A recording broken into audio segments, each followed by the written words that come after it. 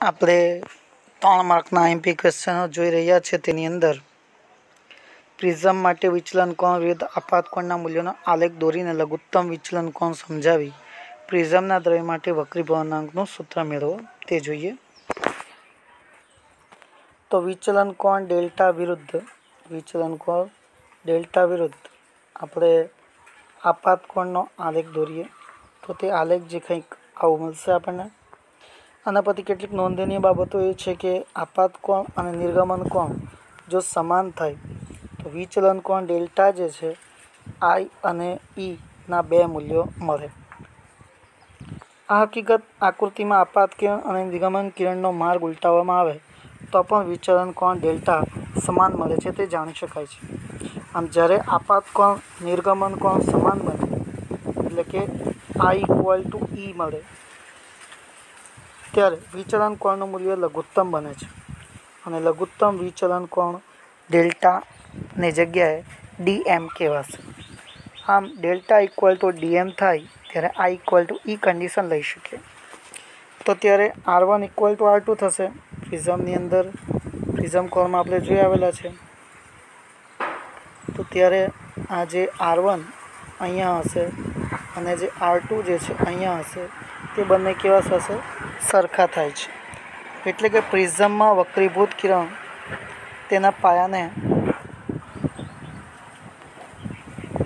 એટલે કે પ્રિઝમનો વક્રીભૂત કોણ તેના પાયાને સમાંતર બને છે R1 ઇક્વલ ટુ R2 થાય ત્યારે। તો R1 ઇક્વલ ટુ R2 થાય તો R1 plus R2 equal two તો એ છે ને R1 equal to R2 equal to R થાય તેનો મતલબ થયો કે R1 plus R2 is equals to A તો 2R બરાબર એ થશે એટલે કે R equal to A by 2 થવાનું। આમ delta equal to I plus E minus A કરીએ તો ડીએમ બરાબર I plus I minus A plus DM by 2 કરીએ તો I equal to A plus DM by 2 equal to આઈ થશે। હવે પ્રિઝમના દ્રવ્યનો વક્રીભવનાંકનું સૂત્ર N21 equal to N2 by N1 કરીએ તો sine I upon sine R થાય। હવે આઈ અને આરની કિંમત મૂકીએ। આઈ એટલે તો એ પ્લસ ડીએમ બાય 2 અને આર એટલે એ બાય 2 આ કિંમતો મૂકતા આપણને વક્રીભવનાંકનું સૂત્ર sine A plus DM by 2 upon sine A by 2 મળે છે।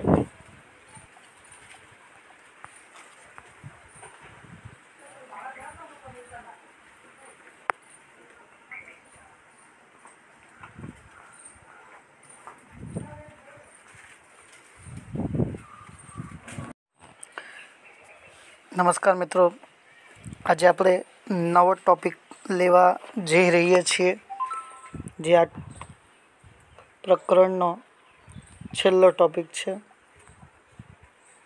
ગાઉસનો નિયમ। હવે ગાઉસના નિયમની અંદર આપણે જોવા જઈ રહ્યા છે તો કેન્દ્ર પર રહેલા ક્યુ વિદ્યુત ભારને ઘેરતા સ્મોલ આર ત્રિજ્યાના ગોળામાંથી પસાર થતું ફ્લક્સ એ આપણે ગાઉસના નિયમ પરથી મેળવવાના છે। તો એ માટે સૌપ્રથમ આપણે કોઈ એક ક્યુ વિદ્યુત ભારને કેન્દ્ર તરીકે લઈને આર ત્રિજ્યાનો ગોળોનો વિચાર કરીએ જે આકૃતિમાં દર્શાવેલ છે। આ ગોળાને ઘણા સૂક્ષ્મ ખંડોમાં વિભાજિત કરો એટલે કે આખો જે ગોળો છે એ ગોળાને આપણે આવા સૂક્ષ્મ ખંડોમાં વિભાજન કરીએ। તે પૈકી આપણે કોઈ એક ડેલ્ટા એસ જેટલા ખંડમાંથી પસાર થતું ફ્લક્સ આપણે શોધવું છે। તો આ એક ખંડ લઈ લીધો આપણે ડેલ્ટા એસ જેટલો જે ખંડ છે તે ડેલ્ટા એસ જેટલા ખંડમાંથી પસાર થતો વિદ્યુત ફ્લક્સ એટલે ડેલ્ટા ફાઈ। તો સૂત્ર છે ફ્લક્સનું delta phi is equals to સદિશ E ડોટ ડેલ્ટા એસ સદિશ। હવે અહીં જે આનું ક્ષેત્રફળ છે તે ક્ષેત્રફળના સદિશને આર કેપ તરીકે લઈએ તો ડેલ્ટા એસ સદિશ બરાબર આપણે delta S into R cap લખી શકીએ। તમને ખબર હશે જે એકમ સદિશ હોય તે કેવી રીતે લખાય છે? સદિશને તેના મૂલ્ય વડે ભાગતા મળતા સદિશને એકમ સદિશ કહે છે। તો ડેલ્ટા એસ સદિશ is equals to N cap into delta S થાય। અહીંયા એકમ સદિશ જે છે તે આર કેપ લીધેલું છે તો આપણે લખી શકીએ સદિશ E dot delta S into R cap. આમ લખી શકીએ કે જ્યાં આર સદિશ જે છે તે કેન્દ્રમાંથી ક્ષેત્રફળ ખંડ તરફના ત્રિજ્યા સદિશની દિશામાંનો એકમ સદિશ છે।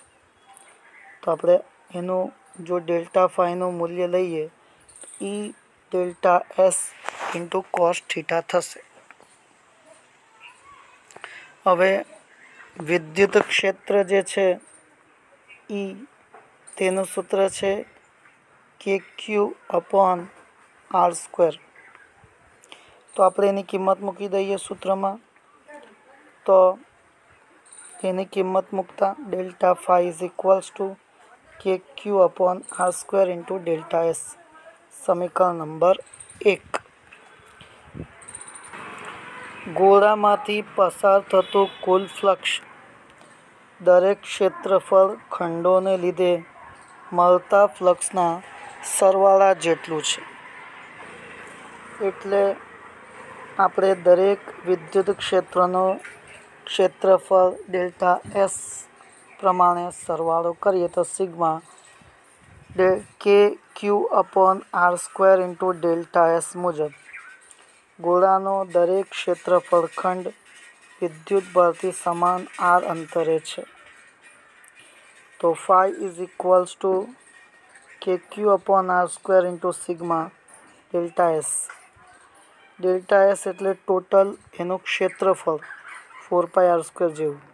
તો આખું 4 પાઈ આર સ્ક્વેરને આપણે એસ કહીએ તો અહીંયા એસ લખીએ અને એસની કિંમત 4 પાઈ આર સ્ક્વેર મૂકતા તો આપણું જે સમીકરણ બનશે flux phi is equals to કેની કિંમત 1/4 pi epsilon 0 into Q upon R square into 4 pi R square. તો હવે આર સ્ક્વેર 4 પાઈ કેન્સલ તો જે બચેલું છે તે છે ક્યુ બાય એપ્સિલોન 0। તો આપણે અહીંયા જોઈ શકીએ કે ફ્લક્સ અંતે આપણને ક્યુ અપોન એપ્સિલોન 0 મળે છે। આ સૂત્ર દર્શાવે છે કે ગોળામાંથી પસાર થતું ફ્લક્સ તેની ત્રિજ્યા પર આધારિત નથી।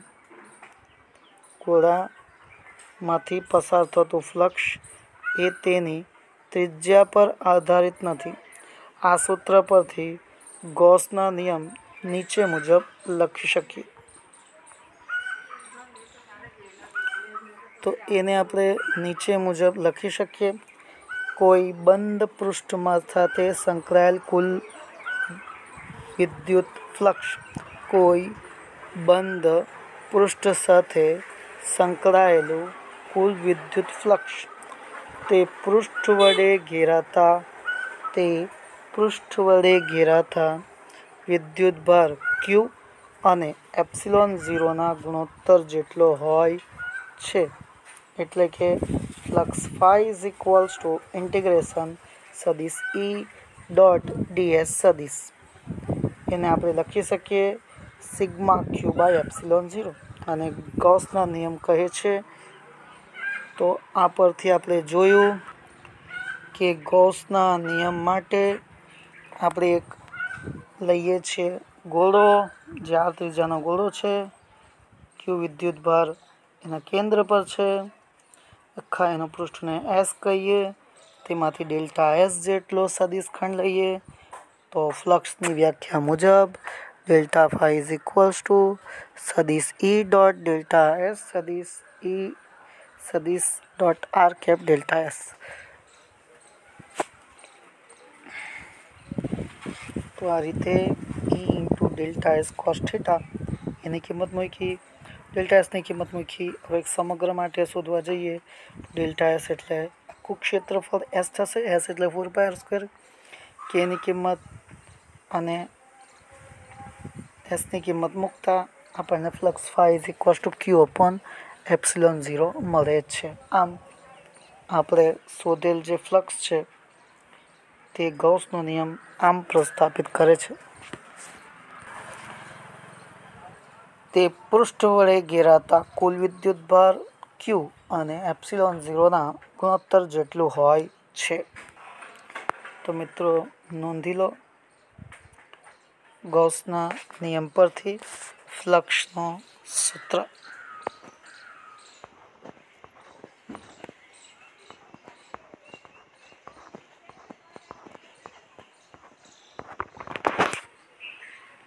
આપણે ગૌસનો નિયમ તો જોયો, હવે એના થોડાક સ્વરૂપો બી જોઈએ, જેની અંદર એક પ્રશ્ન આમ છે કે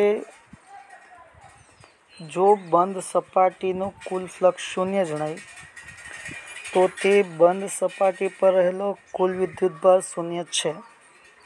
કઈ રીતે? તો આ સમજવા માટે આપણે એક બંધ સપાટીમાંથી પસાર થતું કુલ વિદ્યુત ફ્લક્સ શૂન્ય છે, તેથી તે સપાટી વડે કોઈ વિદ્યુતભાર ઘેરાતો નથી, જે આકૃતિમાં આપણે જોયું. હવે ધારો કે સમાન વિદ્યુત ક્ષેત્ર ઈમાં બંધ નળાકાર એવી રીતે મૂકેલો છે કે તેની અક્ષ જે છે, આખી અક્ષ જે છે તે સમાંતર વિદ્યુત ક્ષેત્રને રહે. નળાકારના વર્તુળાકાર આડછેદ 1 અને 2 માંથી પસાર થતું ફ્લક્સ, ધારો કે એકમાંથી પસાર થતું φ1 છે અને બીજામાંથી પસાર થતું φ2 છે, અને નળાકારની વક્ર સપાટીમાંથી પસાર થતું, એટલે કે જેની ફરતેની ગોળ સપાટી છે તેમાંથી પસાર થતું ફ્લક્સ φ3 હોય તો તે નીચે મુજબ દર્શાવી શકાય. તો S1, S2 અને S3. હવે એક ભાગ આગળ વિદ્યુત ક્ષેત્ર અને ક્ષેત્રફળ સદિશ પરસ્પર વિરુદ્ધ દિશામાં છે, અને બે ભાગ પાસે વિદ્યુત ક્ષેત્ર અને ક્ષેત્રફળ સદિશ એક જ દિશામાં છે. તમે જોઈ શકો છો. તો S1 અને S2 જે છે તે બંને જે છે વિરુદ્ધ દિશામાં છે, અને 3 ભાગ આગળનો વિદ્યુત ક્ષેત્ર એ ક્ષેત્રફળ સદિશની દિશાને પરસ્પર લંબ છે. આથી દરેક ભાગમાંથી અનુક્રમે પસાર થતું ફ્લક્સ S1 અને S2 સપાટી માટે જો ફ્લક્સની ગણતરી કરીએ તો તે E ઇન્ટુ ડેલ્ટા એટલે કે S1, બીજા માટે E ઇન્ટુ S2, અને વક્ર સપાટી માટે તો 0 છે કેમ કે લંબ છે. તો S1 અને S2 અનુક્રમે 1 અને 2 ભાગ માટે પાસેના ક્ષેત્રફળો છે. S1 અને S2 સરખા એટલે S લીધું છે. હવે આપણે ગણતરી કરીએ ટોટલ ફ્લક્સની. તો નળાકારમાંથી પસાર થતું કુલ flux φ is equals to φ1 plus φ2 plus φ3 minus ES plus ES plus 0. તો ફ્લક્સ φ ઇક્વલ ટુ 0. આમ નળાકારના બંધ નળાકારમાંથી પસાર થતું કુલ ફ્લક્સ શૂન્ય થાય છે. તો આ રીતે મિત્રો આપણે જોયું કે આપણે બંધ સપાટીનું કુલ ફ્લક્સ શૂન્ય હોય તો તે બંધ સપાટી પર રહેલો કુલ વિદ્યુતભાર શૂન્ય થાય છે, એમ આપણે સાબિત કરેલ છે. તો મિત્રો ક્વેશ્ચન નોંધી લઈએ. આગળ આપણે એના 3 ઉપયોગો બી જોવા જઈ રહ્યા છે કે વિદ્યુત ફ્લક્સ આધારિત એટલે કે ગૌસના નિયમના 3 ઉપયોગો આપણે નેક્સ્ટ લેક્ચરમાં જોવાનું છે. તો નેક્સ્ટ લેક્ચરમાં આપણે ગૌસના 3 નિયમો લઈશું, જેની અંદર એક આવશે કે કોઈક સળિયા છે તે સળિયાની અક્ષ પરનો ફ્લક્સ, બીજું કોઈ સમતલ સપાટી માટે, અને ત્રીજું કોઈ ગોળીય સપાટી માટે એટલે ગોળો હોય તેના પરના ફ્લક્સના સૂત્ર. તો આ એના 3 ઉપયોગો આપણે નેક્સ્ટ લેક્ચરમાં જોઈશું. તો મિત્રો ગૌસનો નિયમ ખૂબ ઇમ્પોર્ટન્ટ છે આપણા માટે. આ પ્રકરણ મુજબ ગૌસના નિયમ માટે બહુ જરૂરી છે. સાથે સાથે આપણે એના થોડા MCQ પણ જોવાના છે, તો તે પણ જોઈશું.